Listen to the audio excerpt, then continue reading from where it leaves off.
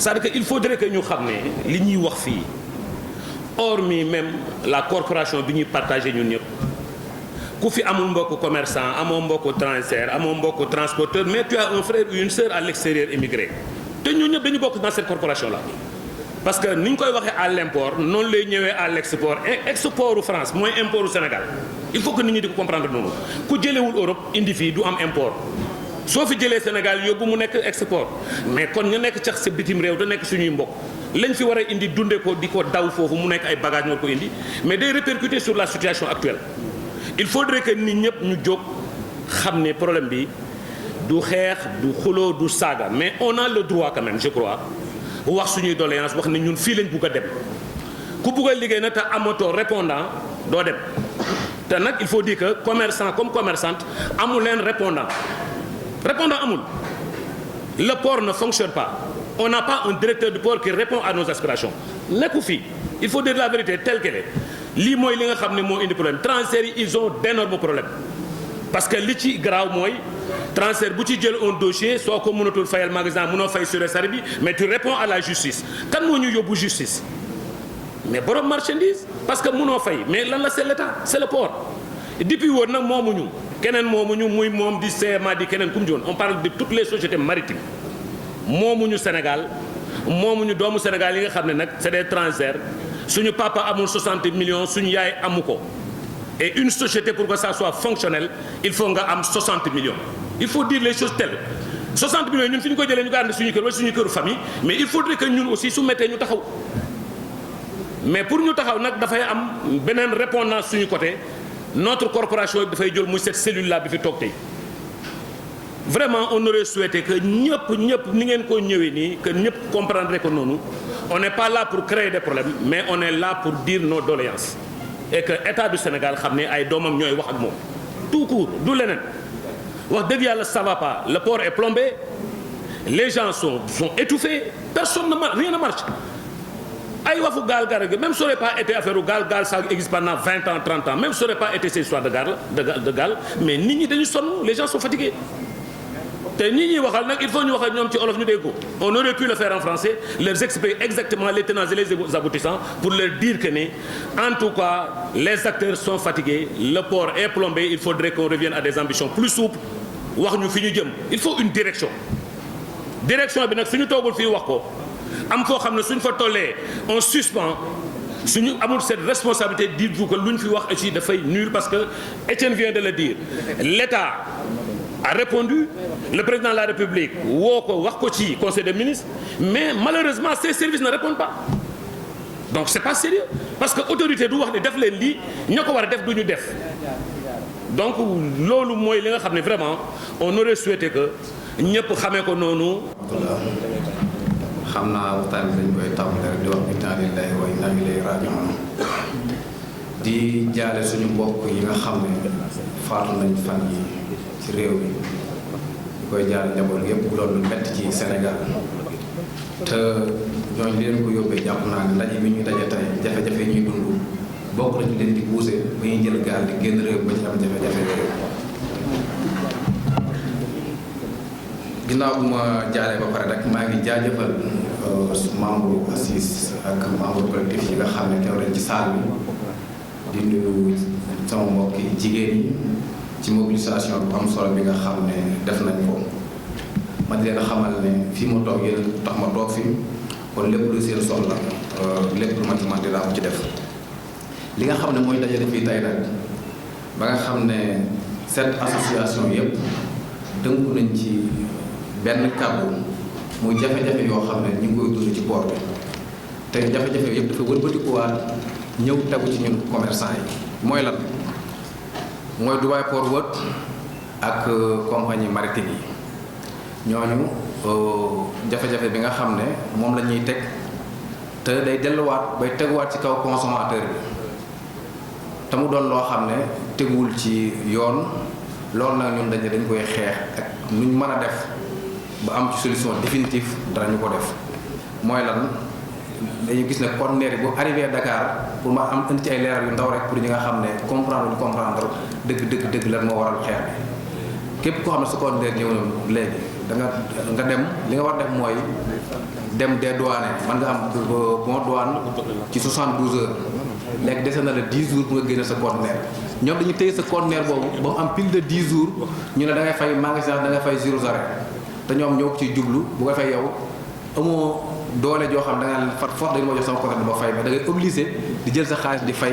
ñu lay va et vient mën nañ ko téye ba 20 jours ba 25 jours am na ci ñuy dem bay fay ay magasinage ay 2 millions ay 3 millions par benn personne loolu suñu ko xoolee dafay nekk ay milliards yoo xam ne ci poche sénégalais bi lay génne dugg ci poosu étranger yi ñu ko jël di ko yóbbu ci seen réew ñu gis ne loolu noonu suñu état bi moom moo waroon taxaw jox xool suñu ak suñu ay yelleef li nga xam ne mooy yoon mu wax ne lii moo yoon fii lii ngeen am droit lii amu leen ci droit waaye loolu noonu gisuñu ko loolu moo waral kon tey jii nii ñu jël décision collective bi jël décision définitive que ne dañuy taxaw xam naa insha allah rabbi danañ leen wax naka lañ koy defee te loolu noonu du loolu loo xam ne nag dañuy taxaw rek yem ci waaye lépp loo xam ne wax naa ko lépp loo xam ne laaj na ko pour ñu mën a am solution définitive des na ko def parce que mënatuñu di jël suñu xaalis di ko joxe étranger ñu di ko yóbbu suñu doom yi dugg ci gaal yi di dee suñu yaay yi nekk fii di xëy di añ duñu reer wala ñuy reer duñu ndekki jàpp naa ne lii ñuy xeex képp kuy sénégalais rek ñu ngi la koy xeexal kon nañ ñëpp diglu jox ñu nopp lépp lu ci aaje ci leeral insha allah des na leen ko leeral kon maa ngi jaajëfal ñëpp di leen sant leen gërëm. man maa ngi tudd Etienne Sarr maay président UCETA Union sénégalaise des entreprises de transport agréées. Nous sommes ici présents aujourd'hui parce que on rencontre des difficultés énormes dans le port autonome de Dakar. Malheureusement pour nous, on n'a pas une autorité portuaire qui fait son travail comme il faut. Je ne vais pas être trop long. Je vais faire un rappel.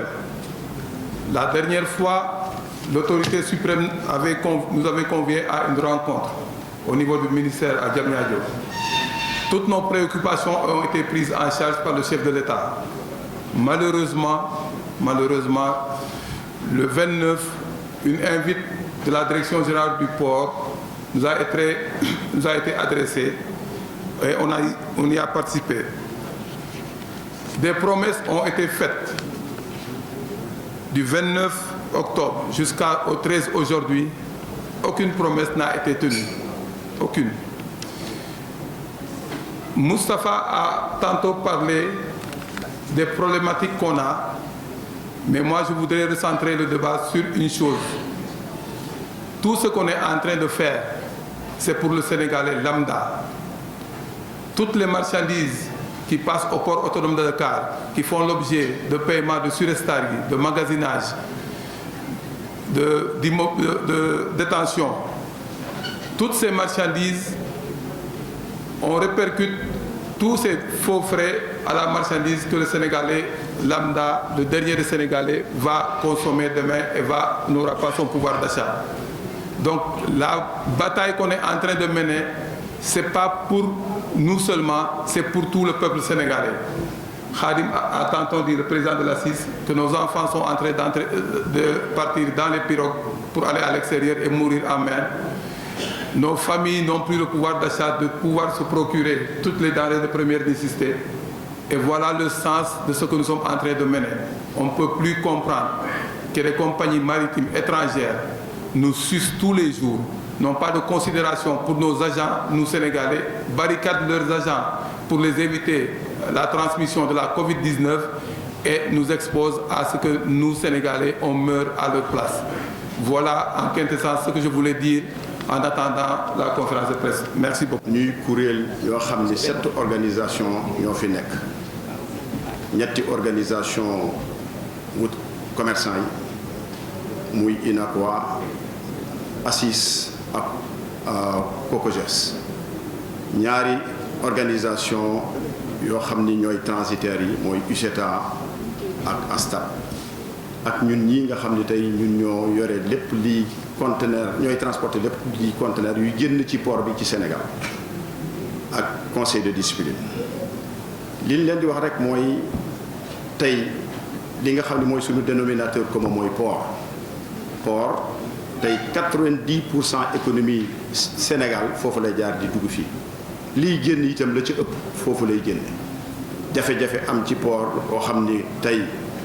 commerçant yi transitaires yi ak transporteurs yi am ko loolu moo indi suñu lëkkaloo ça fait ay weer a ngi nii ñu koy xeex jaar nañ ko fu ci nekk ba il y a 15 jours de cela sax conseil des ministres wax nañ ci wax ci compétitivité port mais booba ba léegi mënul bouger li ko waral nag